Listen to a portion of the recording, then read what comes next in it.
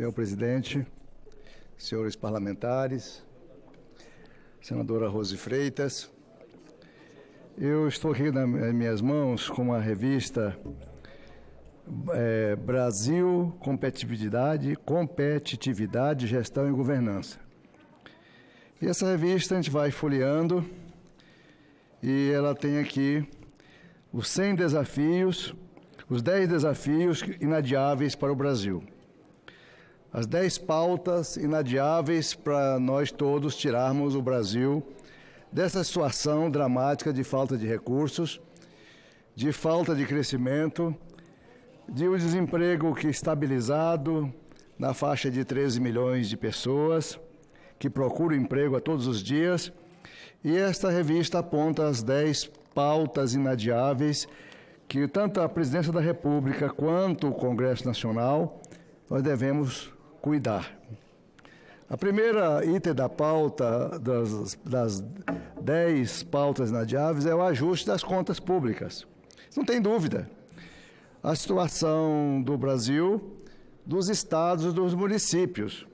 Eu não posso entender, jamais na minha cabeça, estados maravilhosos, como o Rio de Janeiro, o estado de Minas, o estado de Goiás, que é o meu estado de origem, antigamente era Goiás, onde eu nasci, hoje é Tocantins, o estado do Rio Grande do Sul e outros estados que estão a declarar falência de suas contas públicas. Inclusive o Brasil, gente. O Brasil, a situação fiscal brasileira é dramática. Hoje eu recebo muito prefeito, muito vereador, o estado necessita do senador para acompanhar as diligências dos prefeitos e vereadores, me procuram muito. Eu que fui prefeito também, fui governador, então eles procuram mais ainda. E a gente vai aos ministérios, vai aqui, vai ali, eu já sei antecipadamente. Ontem, inclusive, eu fui ao FNDE antes de ontem, aliás, na sexta, e achei uma expressão bonita do presidente, falou assim, olha, senador, eu vou te dar um não explicado. Quer dizer que é o não, mas bem explicadinho. Eu vou te dar o não porque nós não temos dinheiro.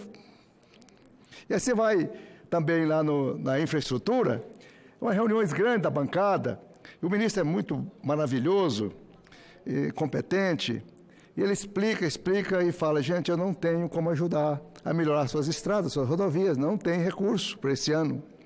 Então ele está vendo que não é somente os estados, tem os municípios, a arrecadação caindo. Então o ajuste das contas é a primeira obrigação do Congresso Nacional, da Presidência da República, de todos os brasileiros, nós trabalharmos para dar um bom exemplo do equilíbrio das contas públicas. Desde 2013 para cá, até 2013, a gente tinha um superávit positivo, primário, pequeno, mas tinha. De 2014 em diante, ele vem aumentando progressivamente, chegando o ano passado a 139 bilhões. 139 bilhões de déficit. Se aqui está assim, e os estados? Quanto devem os estados? O segundo item é rediscutir o funcionalismo público, né? Rediscutir as normas, por exemplo, segurar um pouco o aumento do salário por um tempo, até equilibrar as contas públicas. Seria também a vinculação dos salários ao desempenho das pessoas, como é qualquer loja de perfume que você entra aí num shopping desse aí, ou loja de sapato, o vendedor falta de carregar nos braços. A loucura que a farmácia, quando chega a pessoa já vem prontamente receber a porta, vamos entrar, leva aqui no caixa, e algumas lojas te levam o pacote das suas compras até a porta e fala muito obrigado, está aqui o cartãozinho. Então é desse jeito. Então é rediscutir a questão do funcionalismo público, colocar ele com uma cara de servidor privado, tendo o mérito como um fundamento. O terceiro item dos 10 pontos inadiáveis do Brasil é debater o Pacto Federativo. Ao longo do tempo, o governo federal foi jogando coisas para fazer para os municípios e estados. Foi dando muitos encargos, os prefeitos, os estados, muita coisa. Vai lá, faz isso, a gente aprova aqui leis que vai gerar compromissos lá nos municípios. Aí cria aí uma UPA, cria aí uma creche e dá aquele dinheirinho achando que é muita coisa. Quando chega lá, o prefeito constrói essa creche com muita dificuldade, que é difícil gastar dinheiro federal, e depois não tem dinheiro para contratar gente para fazer funcionar. É muito fácil, não é, fazer compromisso com o chapéu dos outros. E os prefeitos, às vezes, que ficam com vontade de receber aquele recurso, termina recebendo e depois não dá conta de funcionar. O quarto item, indispensável para o Brasil, é a reforma da Previdência. Eu fui, no meu mandato, eu aprovei a reforma da Previdência do Estado. Eu aprovei quase tudo que estávamos discutindo aqui. Aprovamos lá o aumento de alíquota, eu criei a Previdência Complementar no Estado, nós criamos tudo. E essa mesma revista aponta o nosso Estado, até o ano passado, como um dos estados equilibrados da Federação Brasileira. Inclusive, deixamos tudo certinho e certo que nós recebemos aí uma nota B aí do Tesouro Nacional na época, né? Ajustando, segurando. Eu administrei, não por prazer que eu faço isso. Eu não falo isso aqui com alegria minha. Eu administrei 19 greves. 19 greves dos meus 2 mandatos, 19 greves terríveis, de 2 meses, 46 dias de greves, mas eu tive que segurar na unha as greves dos servidores organizados, sindicatos fortes, para poder segurar o Estado, senão se eu cedesse logo na primeira semana, o Estado estava arrombado. Então, a gente vai trabalhando aquilo ali com muito sofrimento. É muito sofrimento para um governador e para um prefeito equilibrar as contas. Terrível. A reforma da Previdência é uma das necessidades. Olha, eu, na época do Fernando Henrique, eu ajudei a relatar a reforma da Previdência em 96, 97. Perdemos por um voto no plenário. Um voto. Se a gente tivesse aprovado aquela reforma daquela época, não precisava fazer reforma hoje. Então, 20 anos depois, estamos aqui nos debatendo sobre uma reforma que já devia estar feita lá no governo Fernando Henrique. Um voto. Perdemos no plenário. Derrubou a reforma. Então, assim foi, todos os demais presidentes tentaram reformas, umas mais, outras menos, não é? E a reforma do Estado, o Estado lento, o Estado grande, o Estado inchado, o Estado cheio de coisas, aquele Estado de difícil gestão, o Estado que para se manter precisa de advogados demais.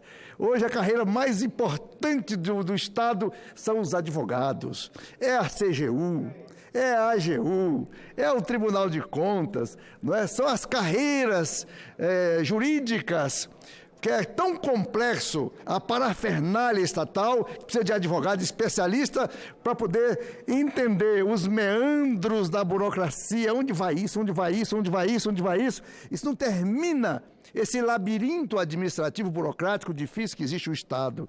O Estado é complicador no Brasil. Avanço nas concessões, é isso que eu estou fazendo aqui, o meu discurso, em cima do que aponta essa revista Brasil, Gestão, Governança e Competitividade, que é avançar as concessões. Renovar a infraestrutura, olha, nós não temos estrada boa mais, todo mundo vê buraco demais, a gente não tem ferrovia, ampliação, nós não temos interligações multimodais, ferrovias, rodovias, hidrovias, infovias, nós não temos essas integrações de multimodalidade. O nosso produtor lá de Mato Grosso do Sul, do Mato Grosso, de Goiás, de Rondônia, ele trabalha na colheita dos grãos com um sacrifício na colheita extraordinário, devido à lama, à chuva, os atoleiros gigantescos, mas eles são os heróis e conseguem produzir muita comida para o mundo inteiro, não é? Então, essa renovação da infraestrutura é indispensável. Reduzir a burocracia. É muita lei antiga, é muito costume velho, é muito Estado patriarcal, tem leis da década de 30, leis da década de 40, leis da década de 50, que não tem mais nada a ver com tempos modernos, mas essas leis existem para aumentar a dificuldade de vida dos empresários, de quem produz, das pessoas, da vida normal dos indivíduos. É um Estado, assim, dificultoso. Avançar na economia digital. Olha, gente, não é possível o Estado cheio de papel, cheio de processos grandes, jogado nos cantos, jogado dentro de banheiro. Tem banheiro cheio de papel de processo por aí afora, perdidos em arquivos horríveis. sujos, mal arrumados, cheios de rato, documentos destruídos. Então, a economia, a Estônia, um paísinho pequenininho, né, da antiga União Soviética, esse estado pequeno, é o mais digitalizado do mundo. Tudo é feito pela via digital. Nós temos que digitalizar documentos, interligar processos e prontuários médicos. Nós devemos fazer matrícula sem precisar o professor, o pai ir para a fila. Nós precisamos facilitar a vida das pessoas. Nós precisamos colocar as cidades inteligentes, modernas, câmeras de segurança para diminuir a contratação de policiais.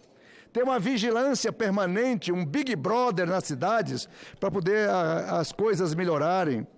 E assim vai. E, por fim, aqui ele fala melhorar a governança e gestão pública. Isso é inquestionável. Melhorar a maneira de atender o cidadão, atender na unidade de saúde, atender na delegacia de polícia, né? Enfim, atender bem o cidadão na sua necessidade. E aqui são os 10 itens apontados. Eu coloco o meu último. Esse é por minha conta. A educação de qualidade. Graças a Deus, senador Lazier, eu estou vendo todo dia os jornais estão falando em educação. Estou muito feliz. Você pode abrir a Folha de São Paulo, pode abrir o Estado de São Paulo, você pode olhar outros jornais, revistas, está todo mundo escrevendo. É difícil o dia que eu não leio alguma coisa boa sobre educação. A população botando a boca no trombone, porque sem educação você pode fazer tudo isso que eu acabei de ler aqui. Mas tudo que eu acabei de ler aqui afunda num lamaçal que não tem a base, o povo com conhecimento. Sem o povo com conhecimento não há reforma que prospere. Não existe reforma no mundo e no Brasil em especial que possa ir para frente para garantir sustentabilidade econômica, enfim, para as pessoas se não tiver o conhecimento na base da sociedade, da juventude em especial. Então, eu coloquei um item meu aqui nessa revista, que não está, que é a reforma da educação, tirar o discurso que já existe, as leis do Programa Nacional de Educação, o Plano Nacional de Educação, enfim, todas as leis maravilhosas que já existem, as resoluções e colocar na prática. Senhor presidente, muito obrigado.